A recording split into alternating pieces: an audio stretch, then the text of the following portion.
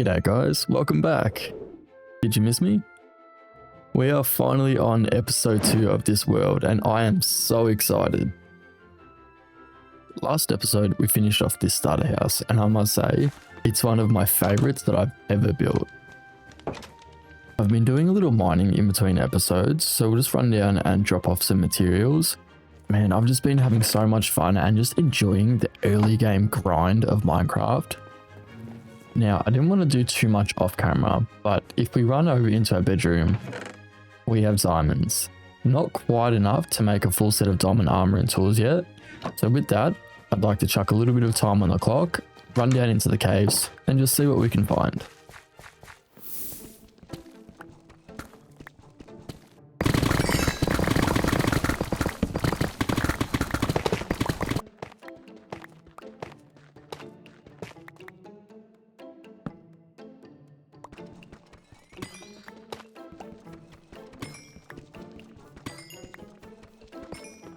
The Minecraft gods weren't the most fortunate for us. There wasn't the most successful trip we've ever had, as we only came away with 7 diamonds. But that brings our total to 40. Let's get crafting. For our first piece, we'll craft the chest plate, and then we'll go on to make the helmet and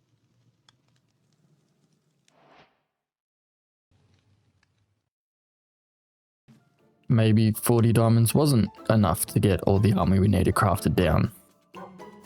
That's fine. Who doesn't need 6 diamond helmets? I mean, that's just the amount everyone should have in their spare armor chest, right?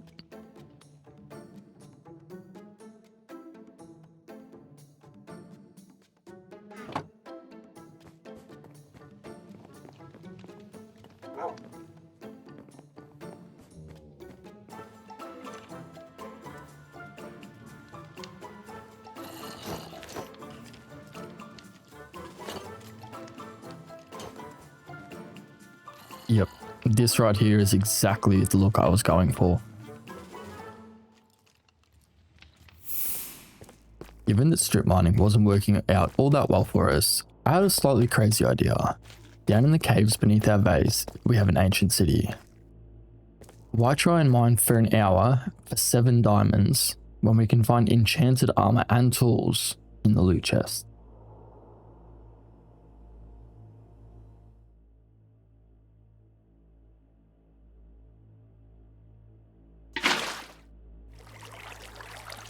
Now, I'm a bit of a baby when it comes to this game. I spook pretty easy, so I've never actually explored an ancient city before. But other people make it seem pretty easy, so what's the worst that can happen? Okay, and we're down. And we're still safe. Would you look at that? Right there, second we came down, we've got our diamonds. Don't see any shakers, so build this. No? Okay, we're good.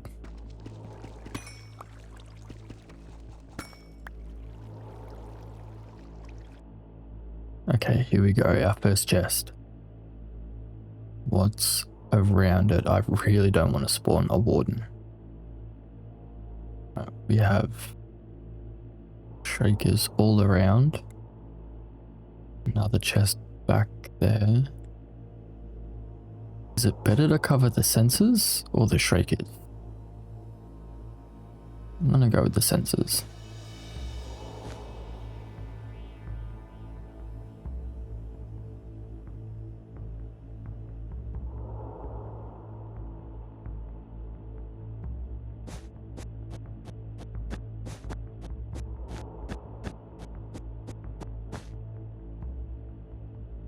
Okay, I'm hoping those sensors over there are just out of range. Guess we'll see when we open the chest.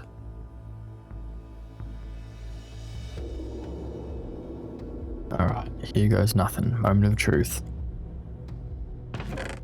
And nothing went off, thank God. And look at that. See? That's already worth 7 diamonds. I knew this couldn't have been a bad idea. And the second chest. Nothing too good, but that's okay.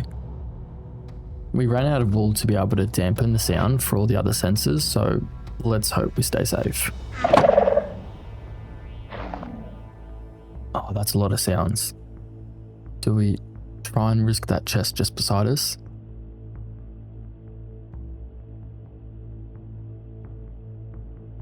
if we can just get down safely, then maybe we'll risk it. How do we get down here? Oh, nope. Oh, run, crouch, run away. We gotta leave. Well, that wasn't terrifying at all, but we did come away with some new armor, which is good, and a couple of diamonds. We can throw all this junk in the chest here, and with 30 levels to our name, we can come up to the attic and set up just a little preliminary enchanting setup.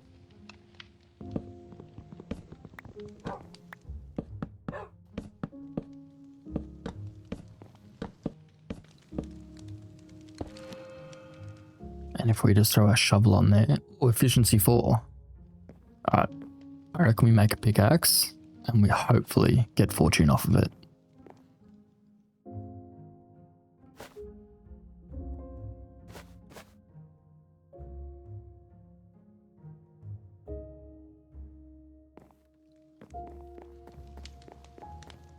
Here we go, the first enchantment in this world, efficiency 4.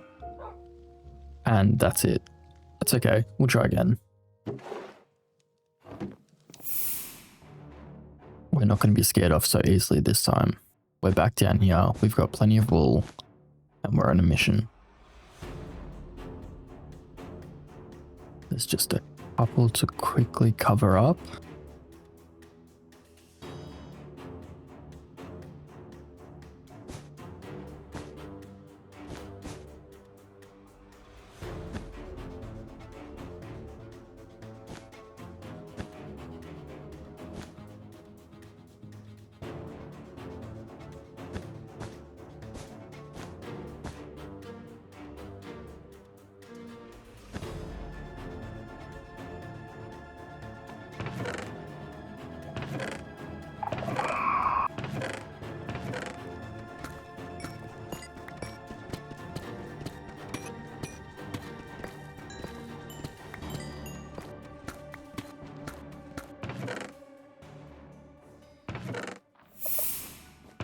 Now that one was much more successful.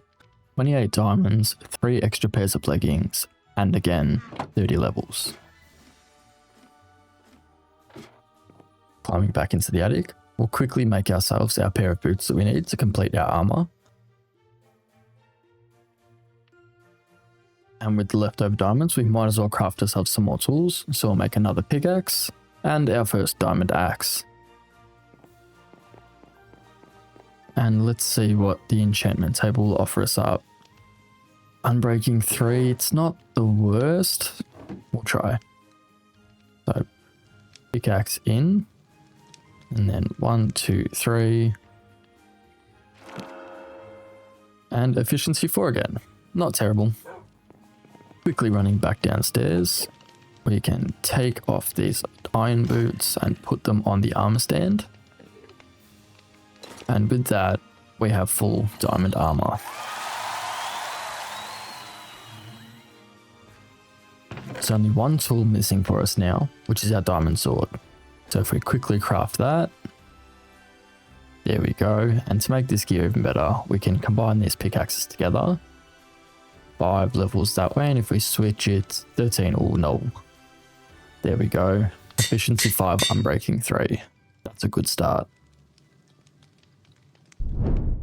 Now, onto the focus of today's episode. As I'm sure you already saw on the thumbnail and in the title, I'd like to build a mine. So right over there, you dug into the side of the hillside, we're going to build one. Completely surrounded with buildings and making the whole area look nice. Let's get into it. For every good build, a lot of work has to be done. So we started here by cutting down all these trees and then digging out the landscape.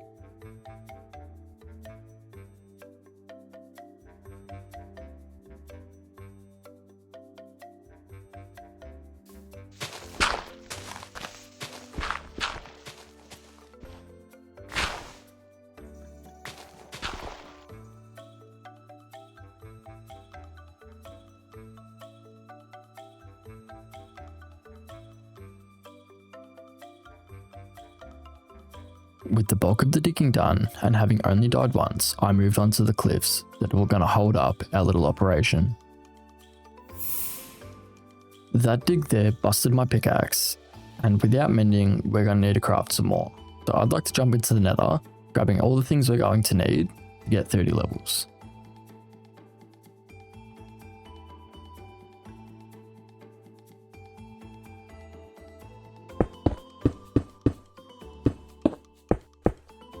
There we go, placing the last of our obsidian and crafting our first flint and steel.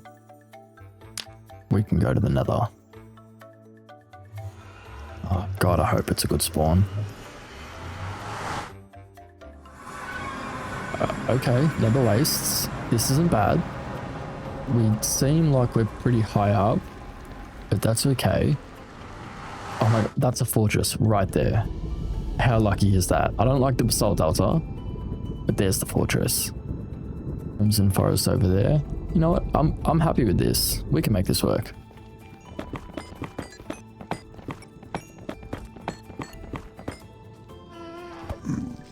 Nice.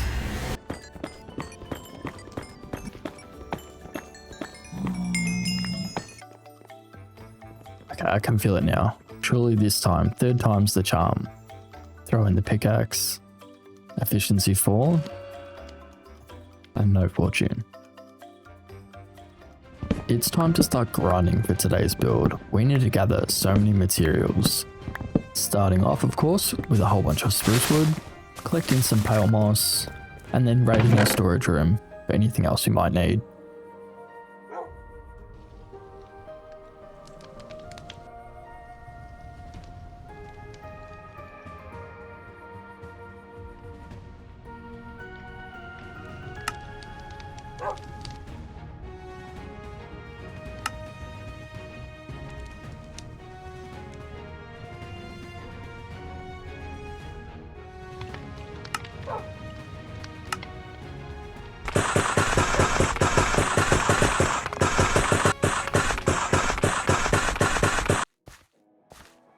Sadly, as this is only episode 2, I haven't yet found a mangrove swamp in this world. I've extended this road down a little bit below our cliff face. I'm going to plant myself a big wheat field over here so we can craft some packed mud. But you can also see beside it, I've built a little bit of an outline for a farmhouse. But before we build that, we can grab our water bucket and plant the first proper field in this world.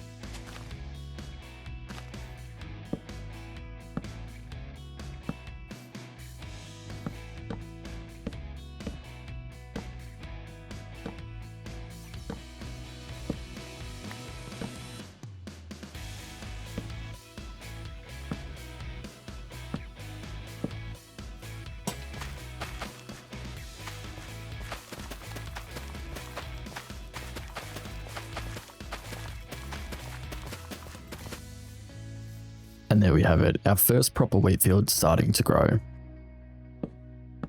This farm design that we're building now is the Simple Mud Farm by Ilmango.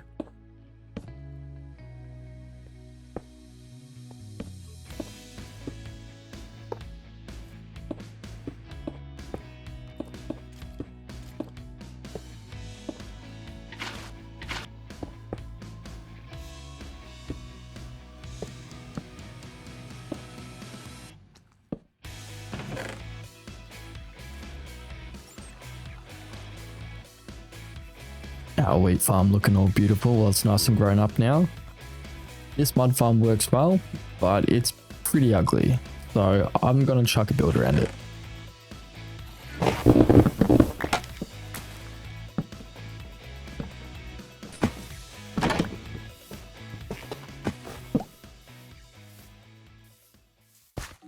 We we've messed around in the caves and we've spent long enough gathering resources, it's time to start placing blocks down. Everything we've got in these barrels here should be everything we need to be able to build our structures. So there should be 4 in total, but I think we're going to start with the one just in front of us here. This building here is used to be a storage facility for all the raw ores coming out of the mine, somewhere they can get processed before being shipped off to the rest of the world. First build looking pretty good. We're going to detail them a little bit later, because now I want to work on this one over this side. So this is meant to be the administration building that will keep track of all the ores and stones that come out of the mine. They'll get written down and recorded here before they get sent off out into the world.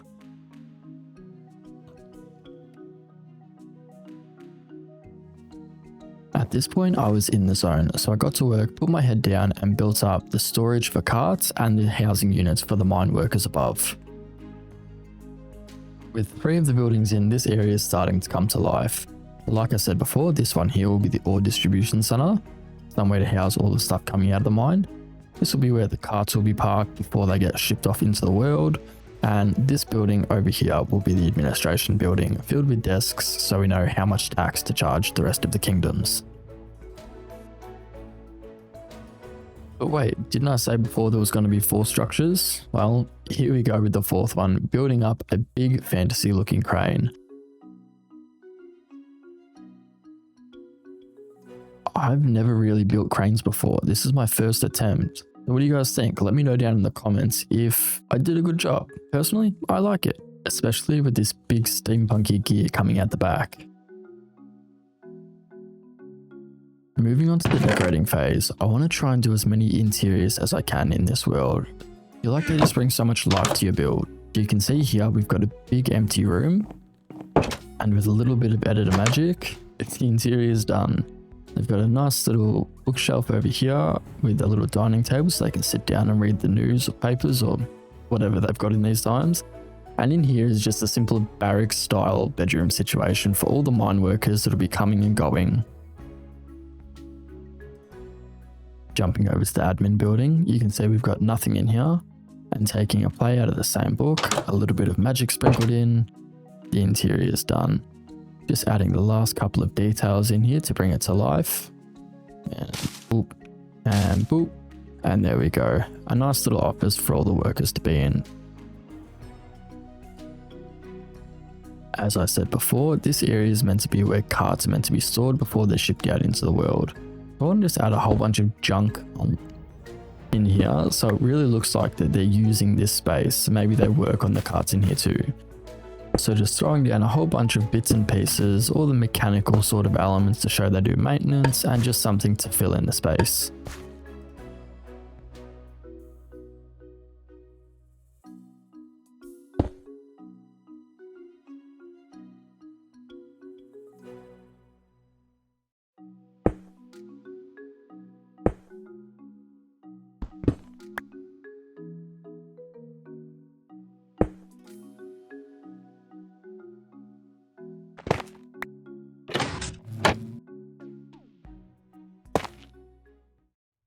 Now that the outside is mostly done, you can see that I've dug out this massive cavernous space for the mine to sit inside. A little while later, and here it is. Time-lapse didn't do it justice, so I thought I'd just walk you guys through it. I really love all these old mine offshoots. I feel like they just make this tunnel feel like it's been here for so long. Working our way down, I love how uneven all the lighting is in here. It just gives it such a feeling of being underground when some of these pockets are dark. But here we have a little blacksmith where I forgot a couple of campfires. And down here is where we'll put our minecart tracks to actually take us down to where we want to go mining. Back at the top of the mine, we can jump in this minecart for the first time and ride it all the way down to where I want to add in it. I forgot to add the rest of the track. But as I was saying, we can take it down to where I want to add an iron farm into this mine to make it functional.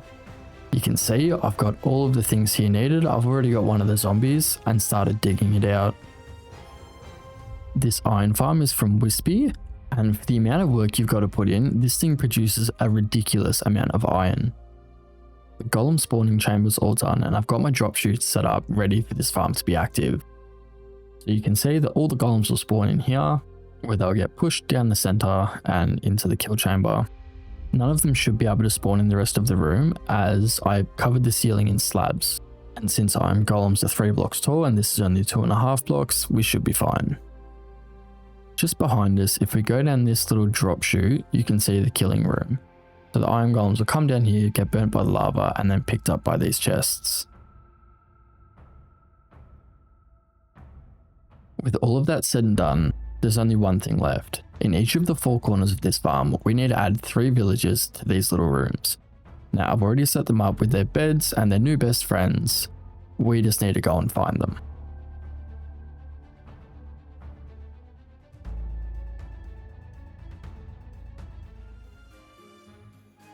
Heading out on a horse that I found on my travels earlier, I headed across the ocean and all the way out to the nearby village in the savanna biome. Once I found some willing candidates, I graciously put them in a boat and took them away to their new forever home.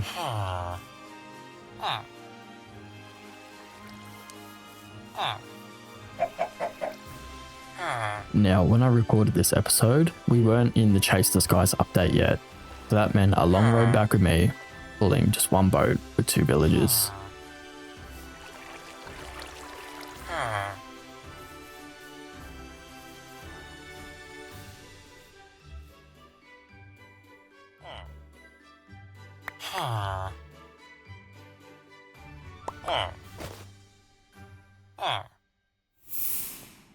While waiting for the villagers to breed, I was working on digging the minecart track all the way down to the diamond levels, and I came across this cave, and in it, we have deep slate iron ore. We're only on episode 2, so to find this early in this world, surely that's got to be some sign of good luck. But after mining that, we've come away with 7 of them, so we're going to need to find somewhere safe to put those. Nearing the end of our minecart track, I ran into the same ancient city I was in earlier. So trying my best not to spawn a warden, I built the track all the way down to the bottom of our world.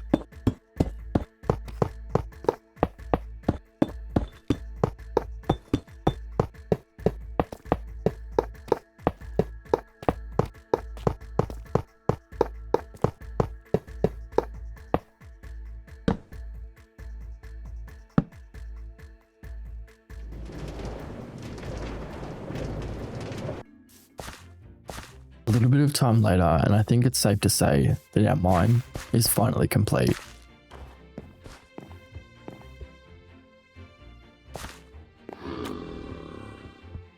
Don't worry about those noises. That guy in there is for a different project. But just look how good this place looks. Once I got all of these minecart rails connected, I spent a little bit of time decorating this bottom area. Just look how good that effect is. With the black concrete powder behind there, it really looks like these are all old abandoned mine shafts. Between decorating and doing that mine shaft, our iron farm has been working overtime. You can see a couple of golems go down there. And there they are down the bottom. Look how much iron we have in these chests already. We're not running out anytime soon.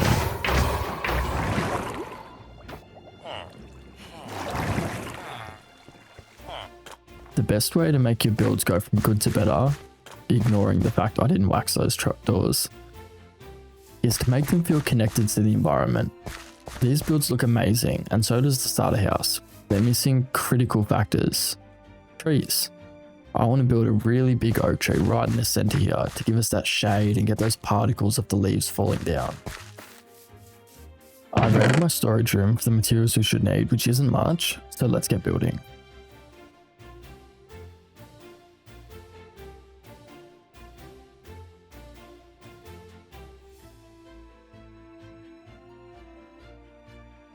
Custom trees aren't really my strong suit, but I really want to try and practice them and keep getting better, and I think this one turned out amazing.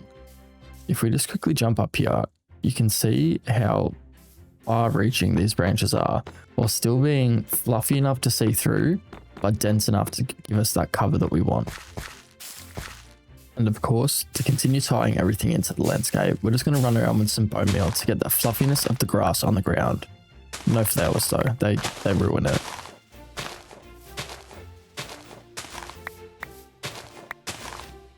Now, last episode, I hadn't really figured out how I wanted to build the trees, but now after I've played in this world a bit longer, I decided that 2 trees just outside the front door will look the best.